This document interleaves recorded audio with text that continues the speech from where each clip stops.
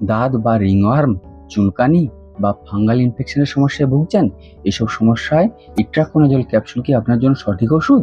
এই ইট্রাকোনাজল আসলে কি কাজ করে, কোন কোন রোগে ব্যবহার করা হয়, কিভাবে খেতে হয়, এর সঠিক ডোজ কত এবং এর কোনো পার্শ্ব প্রতিক্রিয়া হয়ে থাকে নাকি, তো তার নিয়েই এই ভিডিওটা। এই ভিডিওটা স্কিপ না করে একদম শেষ পর্যন্ত দেখবেন। আর আপনি যদি চ্যানেলে প্রথম এসে থাকেন বা চ্যানেলটি এখনো সাবস্ক্রাইব করে না থাকেন, তাহলে অবশ্যই চ্যানেলটিকে সাবস্ক্রাইব করে দিবেন। Hello everyone, learn about health চ্যানেলে আপনাদের সকলকে স্বাগত জানাই। এই ইট্রাকোনাজল ক্যাপসুল কি? এই ইট্রাকোনাজল ক্যাপসুল বিভিন্ন ব্র্যান্ডের নামে বা কোম্পানির নামে আমরা পেয়ে থাকি এবং এই ক্যাপসুল হয়ে থাকে 100 mg এবং 200 mg ক্যাপসুল হিসেবে হয়ে থাকে এবং পাওয়া যায়। এই ইট্রাকোনাজল হলো একটি অ্যান্টি ফাঙ্গাল ওষুধ যা শরীরের বিভিন্ন ধরনের ফাঙ্গাল ইনফেকশন দূর করতে সাহায্য করে। কিভাবে কাজ করে থাকে এই ক্যাপসুলটি? এই ক্যাপসুলটি ফাঙ্গাসের চারপাশের সুরক্ষা কবচ বা কোষের দেয়াল তৈরিতে বাধা দিয়ে কাজ করে, ফলে ফাঙ্গাস বা ছত্রাকের আর বাড়তে পারে না এবং ধীরে ধীরে মারা যায়। তাহলে এই ক্যাপসুলটির আসল কাজ কি বা কি কি চিকিৎসা ক্ষেত্রে ব্যবহার করা হয়ে থাকে? এই ওষুধটি সাধারণত ব্যবহার করা হয়ে থাকে দাঁত বা রিংওয়ার্ম হলে। এই দাঁত বা রিংওয়ার্ম কি?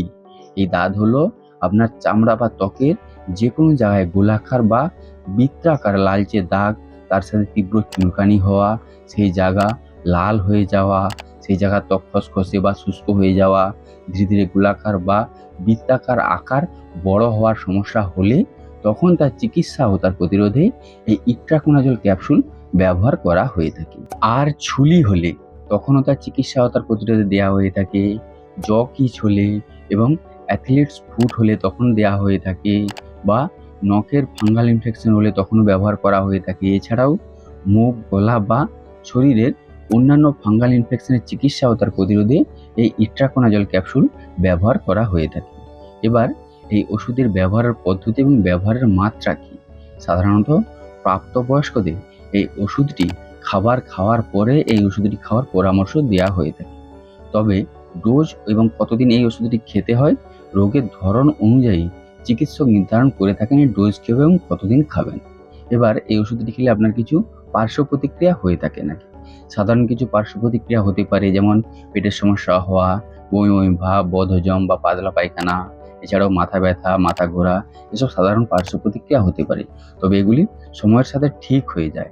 আর যদি আপনার শ্বাসকষ্ট হয় বা অ্যালার্জির সমস্যা হয়, শরীর ফুলে যায় বা চোখে মুখে একটা হলুদ ভাব আসে, এগুলি হলে ওষুধ খাওয়া বন্ধ করে দ্রুত চিকিৎসকের সাথে পরামর্শ করবেন। এবার কারা এই ওষুধটি সাবধানে ব্যবহার করবেন? যেমন যাদের লিভার বা হার্টের কোনো সমস্যা আছে, গর্ভবতী এবং স্তনদায়ী মাতাদের, বা আপনি অন্য কোনো ওষুধ খাচ্ছেন, সেক্ষেত্রে অবশ্যই আপনাকে চিকিৎসকের পরামর্শ নিতে হবে। তাহলে এই ইট্রাকোনাজল ক্যাপসুল দাঁতের চিকিৎসায় এবং বিভিন্ন ধরনের ফাঙ্গালের সংক্রমণের চিকিৎসায় খুবই কার্যকরী একটি ওষুধ। তবে অবশ্যই এই ওষুধটি খাওয়ার আগে চিকিৎসকের পরামর্শ নিতে হবে। তো এই ছিল ইট্রাকোনাজল ক্যাপসুলের বিষয়ে একটা সম্পূর্ণ বিবরণ। এর বাইরেও যদি আপনাদের কোনো প্রশ্ন থেকে থাকে তাহলে অবশ্যই কমেন্ট করে জানাবেন।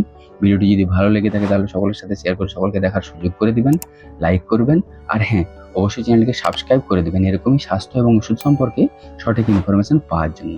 আপনারা সকলে বেশ ভালো থাকবেন, সুস্থ থাকবেন। দেখা হচ্ছে পরের ভিডিওতে। ধন্যবাদ।